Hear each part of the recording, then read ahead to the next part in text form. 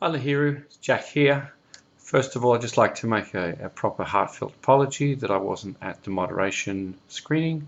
I wasn't informed, neither was anyone else as far as I can understand. No sessionals were informed, so I regret that, but can't help that at the moment. But we're going to talk about your film now. I would just like to first of all congratulate you on an amazing film. I think you should be very proud of yourself. This is a very, very well done, organized film. The production level is high, the organization is high, your professionalism is high, so well done overall.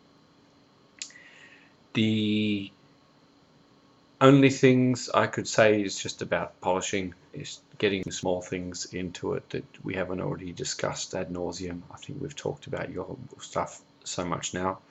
It's good to be in a position where I can not be surprised by your sound at the last moment. It's good that I can be in a position where I'm not surprised by just about anything. I pretty much know your film back to front, which is a very good position to be from a management point of view. So I feel confident about what I'm seeing.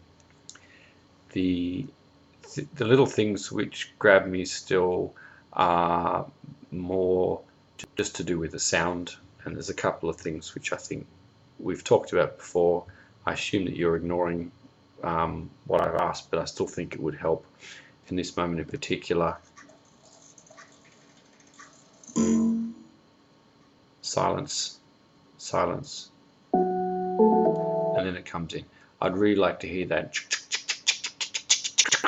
sort of thing right up to the moment where it clicks off, so it cements in everyone's eyes or ears that this is a mechanical bird. That's the first audio note, and the other one, I think I said before, is just the idea of being able to have some off-screen feel, like this moment here. Maybe you've done it, maybe I didn't hear it.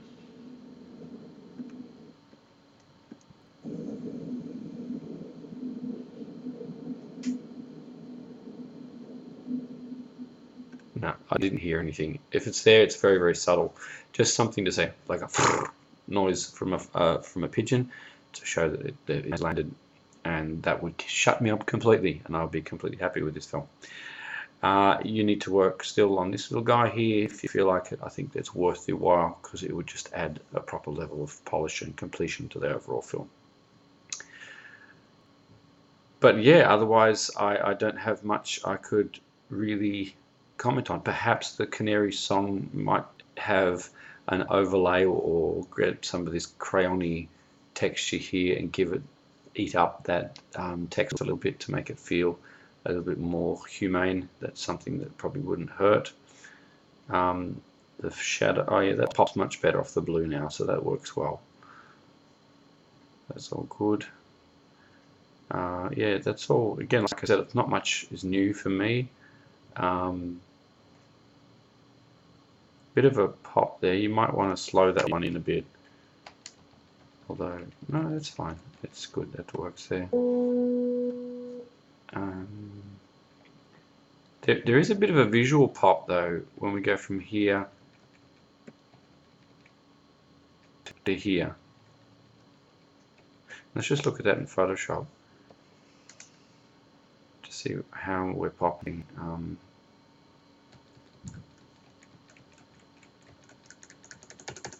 So I'm just trying to advance my keys. I've got my shortcut keys enabled.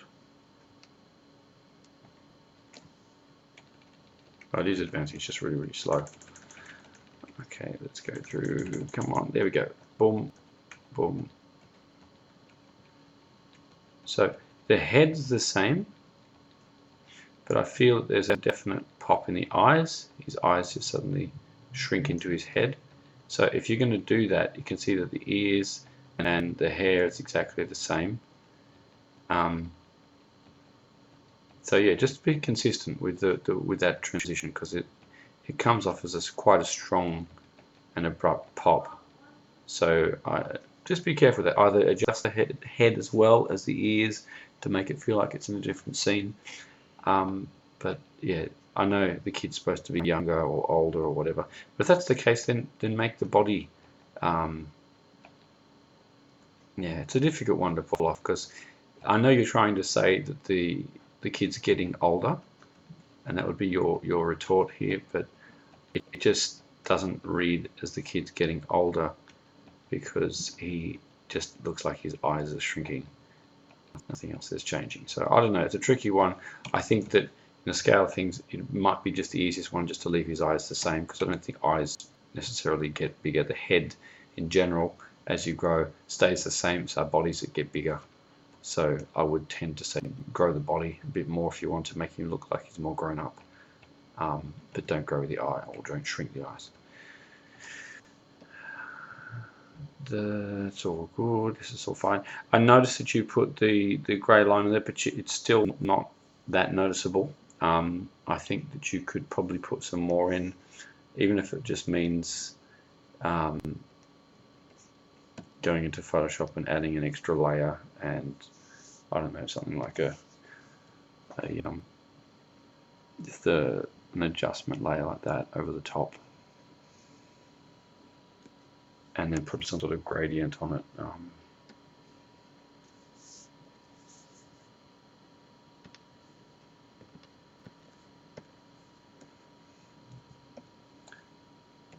To white.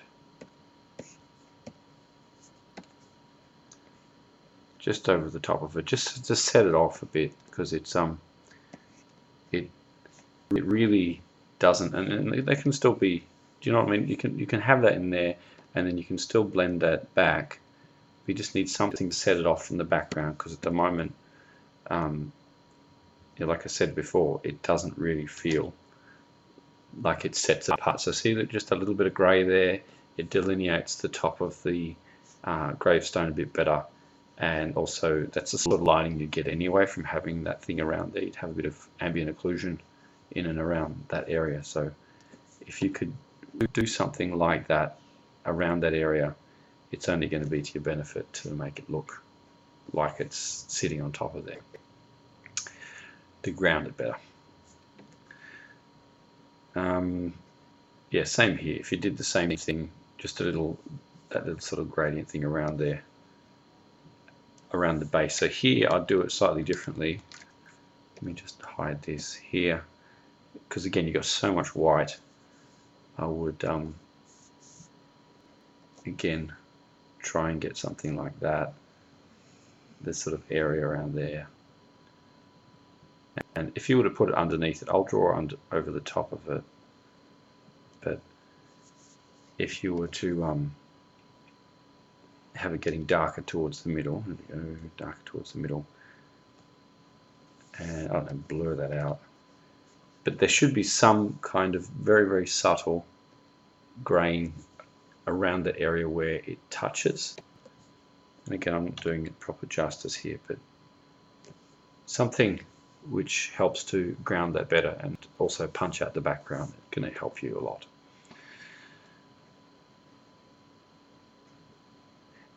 This is probably the finest moment of the film, for me in any case, is this moment where you get this transition from being bird-like, and then out comes Grandad, and he gets this nice movement. That's absolutely superb. I really admire you for that decision in your animation. That's very, very good. The only other thing that I would tend to say you could work on polishing is maybe when he's looking around here to try to add a couple of saccades in. So saccades, look that up on the internet. That just means having an eye in one position for a couple of frames. In 3D would actually have it in 2 or 3 positions like that, and then all of a sudden jumps across. Now I say all of a sudden, it might actually only be from say here to here in terms of the eye movement, but it moves absolutely. If you look at your graph as the way it's moving, it might be say here and then it pops up straight away. So it's a sudden discrete movement, going dunk, like your bird moves, dunk, dunk, dunk. So when he's looking here at the bird, they're very, very small movements, but they're very, very sudden, and they might have a slight bit of padding either side of the frames, but not much. Okay, so a couple of frames either side, and then that's it. And that's pretty much all I'd have to say for your film. I wish to commend your sound design people. I think that your collaboration's highly professional, and the fact that you started with it early has made it work so much better. With the recorder at the end, I think that it could still work with the idea of moving it around in space, or adding some reverb to it. Maybe reverb might help to make it feel placed in the same ways that the clock doesn't quite feel placed on the snow. The sound doesn't quite feel placed in the soundscape either. So yeah, that's amazing. And secondly, I want to commend the way that you've worked, the way you've managed yourself, the way you've edited your original story to make it work better and to keep things on track, to make sure that you finished, and you finished early, which was great. I commend that you've submitted everything properly, you got the ProRes stuff, so that's all cool, no one's going to be annoyed there. And I really especially commend that I feel that we have collaborated. At least you've listened to everything that I've said. You haven't just completely blown me away, which is always well, good for me as a teacher, but it also shows that you're mature enough in this professional sense that you will take directions, and that is a huge bonus to you.